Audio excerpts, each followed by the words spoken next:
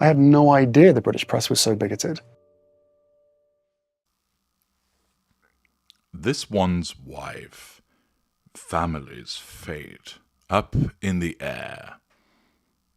Hello, I'm H.G. Tudor.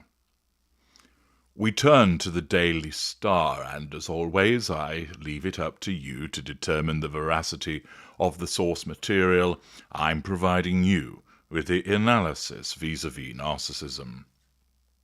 An article by Abigail Hunt tells us, this one's wife's sadness over Archie and Lilibet as fate of family future up in air. This one's wife is said to be feeling sudden sadness over children Archie and Lilibet as rumours of the fate of the family swirl. Now pausing there. The narcissist does not experience genuine sadness. The sadness of the narcissist is a manipulation, where the narcissist presents, bawling their eyes out, looking forlorn, perhaps one tear left eye go. It is a pity play, which is designed to assert control over the person or people that it's aimed at, and to receive fuel by way of the expected sympathetic and compassionate responses of those who listen. The narcissist will not sit on their own, crying as a consequence of the fact that there are rumours about her family swirling. If there is somebody else in the room, she may start crying in order to control them and draw fuel from them, using her apparent sadness about the rumours. It might be that at a later stage the narcissist alludes, "Oh, I was crying my eyes out last night. I cried all night as a consequence of these awful rumours." This is a revision of history and a pity play. The narcissist would not sit on their own crying because it serves no purpose. Who is it controlling? Nobody. Where's the fuel coming from? There isn't any. Therefore, the narcissist, because the narcissist only feels sorry for themselves as a performative response, wouldn't sit there crying their eyes out. They would either cry in front of somebody in order to control them and draw fuel from them, or, through a revision of history, state they'd been crying when they hadn't. It's similar to the narcissist saying, "I was thinking about you all last night." No, the narcissist wasn't.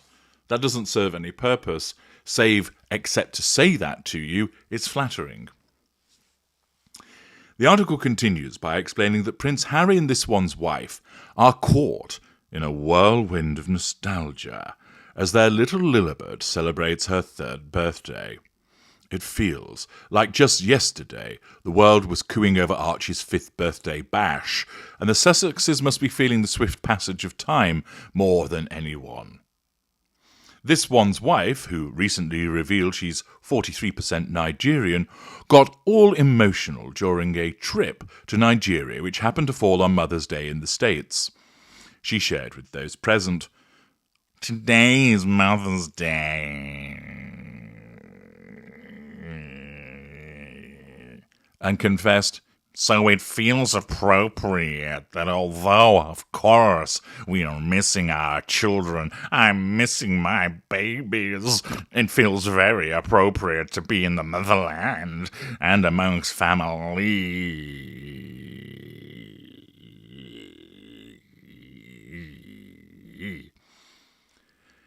See parts passing for analysis of all of that bollocks, which demonstrated her hypocrisy as a consequence of the fact that she bangs on about her children, yet never takes them anywhere.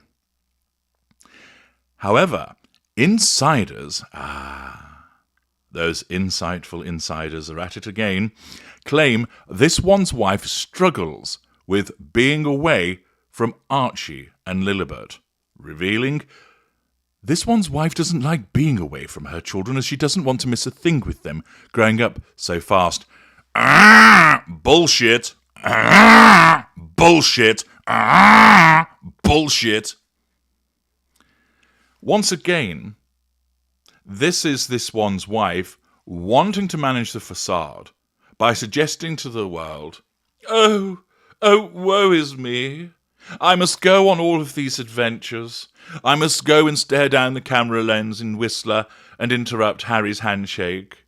I must be engaged in a near-catastrophic car chase in New York. I have to look like a tube of toothpaste again in New York, whilst telling recently bereaved parents it's great to be a mum.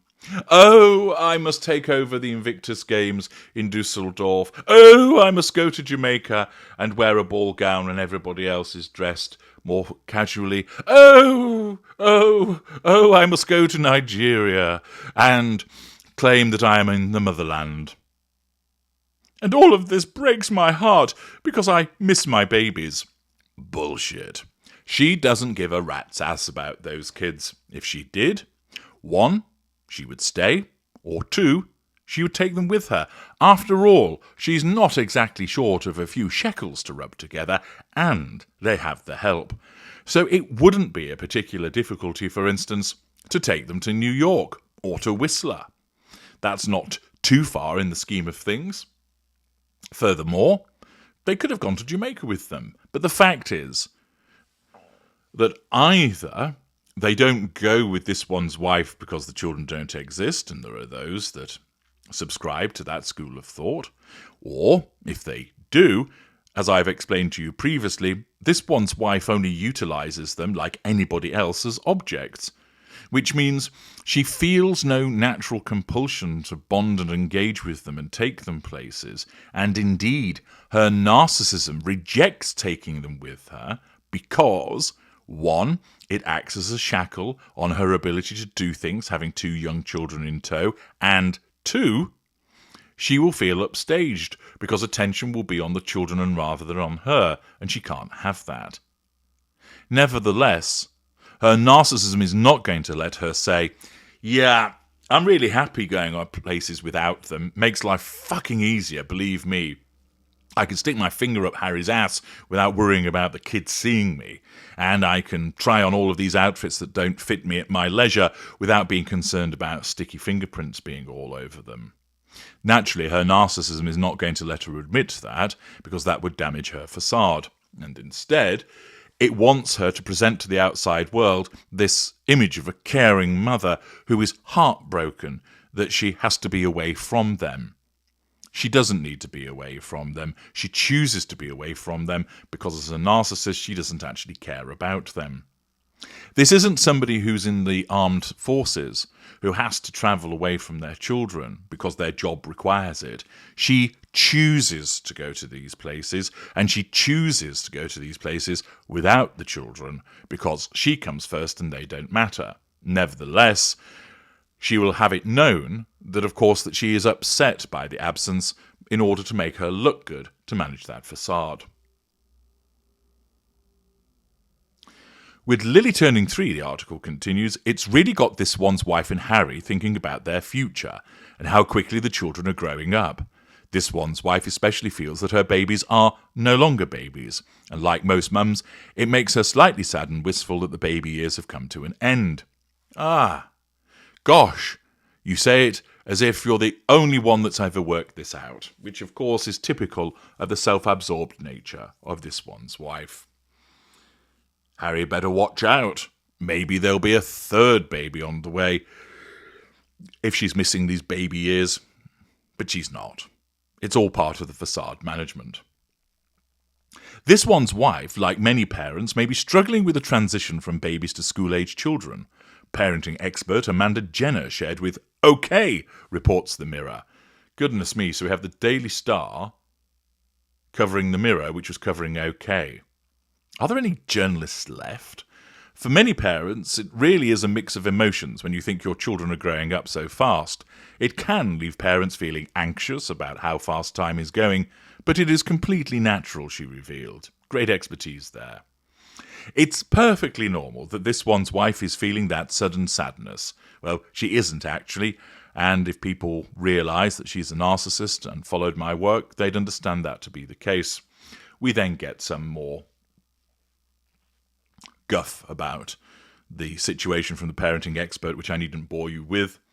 Speculation, the article continues, is mounting over whether Harry, 39, and this one's wife, who relocated from the UK to California in 2020, are planning to expand their family.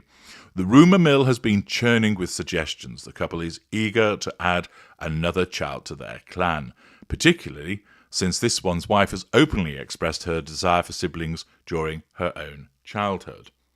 This one's wife has made it crystal clear that despite having 2 half-siblings, she's always felt like an only child, smearing a sentiment she shared back in 2021. I grew up as an only child, which everyone who grew up around me knows, and I wish I had siblings. However, it seems that the Sussex squad will stick to a party of 4. Prince Harry has been vocal about their decision not to expand their brood, putting the planet first, which is what he said in 2019, saying that 2 was plenty.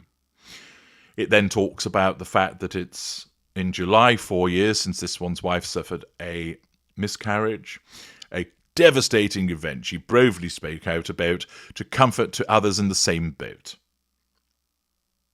She later penned an intimate essay on the ordeal, lack of boundary recognition, recounting the moment she felt a crippling cramp while looking after Archie, leading to her hospitalisation. And if my memory serves me correctly, it suggested that she plagiarised that from somebody else. Once again, character trait acquisition on the part of the Duchess of Magpies. Another PR puff piece which is designed to present this one's wife as a caring mother, and one that is saddened by the growing up of the children, and also takes us back in time by bringing up the past to make reference to instances where she has experienced loss. Yet again, the attempt is to manage that facade to make it seem like she cares.